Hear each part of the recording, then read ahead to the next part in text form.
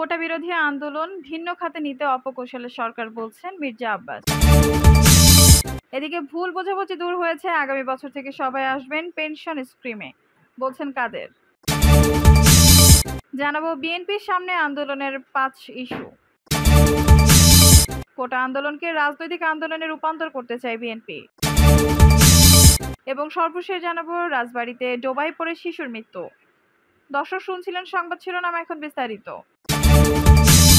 কোটা বিরোধী আন্দোলন ভিন্ন খাতে নিতে অপকৌশলে সরকার, বলছেন মির্জা আব্বাস। শিক্ষার্থীদের কোটা বিরোধী আন্দোলন ভিন্ন খাতে নিতে সরকার অপকৌশল করছে বলে অভিযোগ করেছেন বিএনপির স্থায়ী কমিটির সদস্য মির্জা আব্বাস। মির্জা আব্বাস বলেন, কোটা সংস্কার আন্দোলন যারা করছে তাদের দাবি দেওয়া ন্যায্য। বিএনপির সঙ্গে আছে সরকার, যেসব কথা এখন বলছে এসব কথা বলে আসলে বিষয়টাকে ধামাচাপা দেওয়ার প্রয়োজন আছে বলে মনে হয় না। এটা তাদের সরকার একটা অপপ্রয়াস, অপকৌশল। এই আন্দোলন কোটা আন্দোলন অন্যদিকে ধাবিত করার জন্য। তিনি বলেন, বিএনপির এখন চ্যালেঞ্জ হচ্ছে এই সরকারের পতন ঘটানো। তিনি আরো বলেন, মহানগর কমিটির আহ্বায়ক কমিটি হয়েছে, এরপর সাংগঠনিক নিয়ম নীতি অনুসরণ করে পূর্ণাঙ্গ কমিটি হবে। নবগঠিত কমিটির সূর্য সন্তানরা শপথ গ্রহণ করলো, আজ এদেশের মাটি ও মানুষের নেত্রী বেগম খালেদা জিয়াকে তারা মুক্ত করবে। এক প্রশ্নের জবাবে বিএনপি স্থায়ী কমিটির সদস্য বলেন, অতীতে বিএনপির কোনো আন্দোলনে ব্যর্থ হয়নি, বরং সরকারি নানা কৌশল ষড়যন্ত্র চক্রান্ত করে আন্দোলনকে ন্যাসাত করার চেষ্টা করেছে, এখনো করছে। এদিকে ভুল বোঝাবুঝি দূর হয়েছে, আগামী বছর থেকে সবাই আসবেন পেনশন স্কিমে, বলেছেন কাদের। ভুল বোঝাবুঝি দূর হয়েছে, আগামী বছর থেকে সবাই আসবেন পেনশন স্কিমে, বলছেন কাদের। আওয়ামী লীগ সাধারণ সম্পাদক এবং সড়ক পরিবহন সেতুমন্ত্রী ওবায়দুল কাদের বলেছেন, সর্বজনীন পেনশন স্কিম নিয়ে ভুল বোঝাবুঝি ছিল, তা দূর হয়েছে। এই স্কিমের আওতায় সরকারি স্বায়ত্তশাসিত প্রতিষ্ঠানগুলো সবাই যুক্ত হবে। 2025 সালে 1 জুলাই পাবলিক বিশ্ববিদ্যালয়ে শিক্ষকদের 2024 সালের 1 জুলাই থেকে পেনশন যোগদানের বিষয়ে যে তথ্য ছিল সেটা সঠিক নয়। তাদের 3টা দাবির মধ্যে এটাও একটা দাবি। সবার মতো তারাও 2025 সালের 1 জুলাইয়ের পেনশন স্কিমে যোগ দেবেন, বিষয়টি নিশ্চিত করা হয়েছে।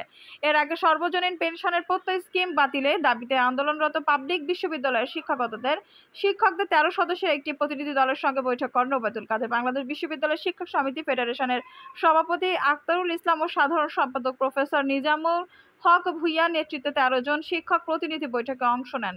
পরে এই নিয়ে বাংলাদেশ শিক্ষক সমিতি ফেডারেশনের মহাসচিব এবং ঢাকা বিশ্ববিদ্যালয় শিক্ষক সমিতির সভাপতি অধ্যাপক ডক্টর নিজামুল হক ভূঁইয়া জাগো নিউজকে বলেন, দাবি দেওয়ার বিষয় নিয়ে বৈঠকে বিস্তারিত আলোচনা হয়েছে। কিছু বিষয় নিয়ে একমত হয়েছে আমরা, আবার কিছু ইস্যু এখনো মতানৈক্য রয়েছে।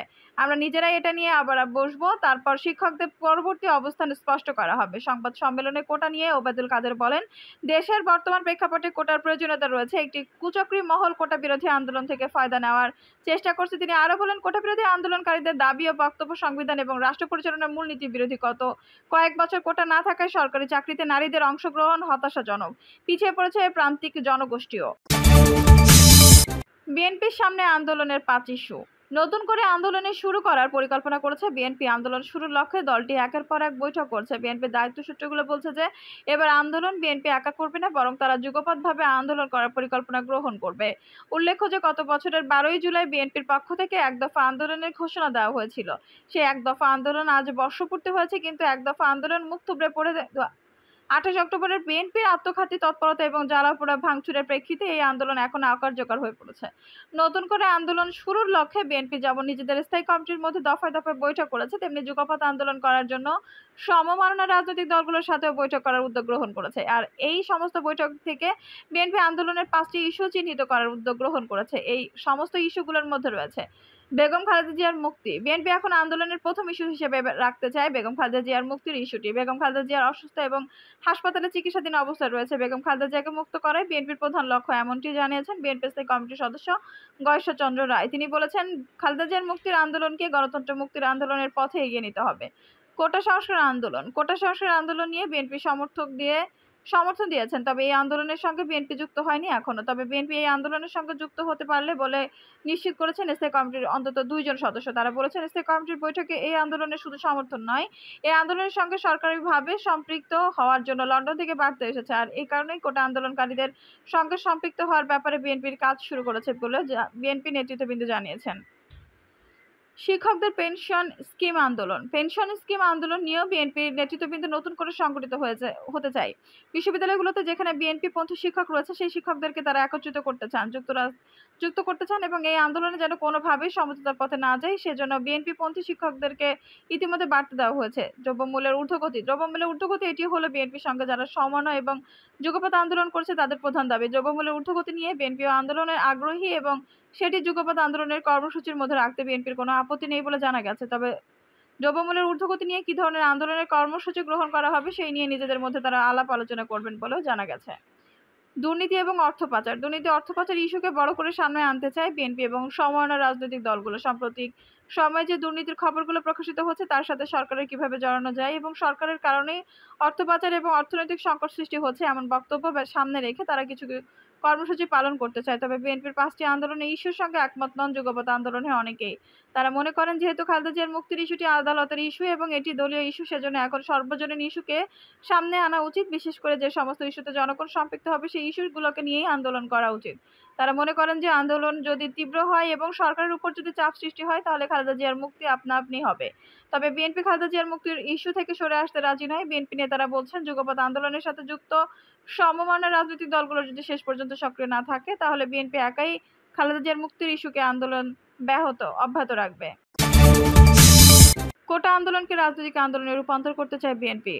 কোটা আন্দোলন নিয়ে এখন রাজনৈতিক অঙ্গনে সরগরম হচ্ছে। প্রাথমিকভাবে কোটা আন্দোলনের সঙ্গে রাজনৈতিক দলগুলো একটি দূরত্ব বজায় রেখেছিল, কিন্তু এখন বিএনপির পক্ষ থেকে সিদ্ধান্ত নেওয়া হয়েছে যে কোটা আন্দোলনের সঙ্গে তারা যুক্ত হবে। ফলে কোটা আন্দোলনের রাজনীতিকরণ ঘটল। তবে সংশ্লিষ্টরা বলছেন শুরু থেকেই কোটা আন্দোলনের সঙ্গে বিএনপি ও জামায়াত যুক্ত ছিল এবং তারা এই আন্দোলনটাকে একটা পর্যায়ে নিয়ে এসেছে। এখন কোটা আন্দোলনের সঙ্গে সরাসরি ভাবে যুক্ত হতে চাচ্ছে তারা। কোটা আন্দোলনকারীরা যেন কঠোর কর্মসূচি নেয় সেজন্য বিএনপি নিয়ন্ত্রিত ছাত্রদল এবং জামায়াত নিয়ন্ত্রিত ছাত্র শিবিরকে নির্দেশনা দেওয়া হয়েছে। সংশ্লিষ্ট সূত্রগুলো বলছে বিএনপি, জামায়াত এবং নির্বাচন বর্জনকারী সমমনা রাজনৈতিক দলগুলো একযোগে যুগপৎ আন্দোলনের কর্মসূচি পরিকল্পনা গ্রহণ করেছে। তাতে কোটা সংস্কার আন্দোলনকে যুক্ত করা হচ্ছে। ইতিমধ্যে বিএনপি স্থায়ী কমিটির বৈঠকে এ ব্যাপারে সিদ্ধান্ত গ্রহণ করা হয়েছে। বিএনপি স্থায়ী কমিটির একজন নেতা বলেছেন যে কোটা আন্দোলনকে যারা সমর্থন করে এবং এই কারণে কোটা আন্দোলনের সঙ্গে যারা সম্পূরক এবং সমতুল্য কর্মসূচি দিতে আগ্রহী, তবে কি ধরনের কর্মসূচি দেওয়া হবে সে সম্পর্কে তারা কোনো সিদ্ধান্ত গ্রহণ করেনি। আজ সন্ধ্যায় কোটা সংস্কার আন্দোলনকারীরা তাদের পরবর্তী কর্মসূচি ঘোষণা করতে পারে, আর এপারেই বিএনপি এবং যুগপৎ আন্দোলনকারী রাজনৈতিক দলগুলো সিদ্ধান্ত নেবে যে তারা কি কর্মসূচি দেবে। সংশ্লিষ্ট সূত্রগুলো বলছে যে বিএনপি এবং নির্বাচন বর্জনকারী রাজনৈতিক দলগুলো মনে করেছে যে কোটা আন্দোলনের সঙ্গে যুক্ত হলে সরকারের উপর চাপ সৃষ্টি করা সম্ভব হবে।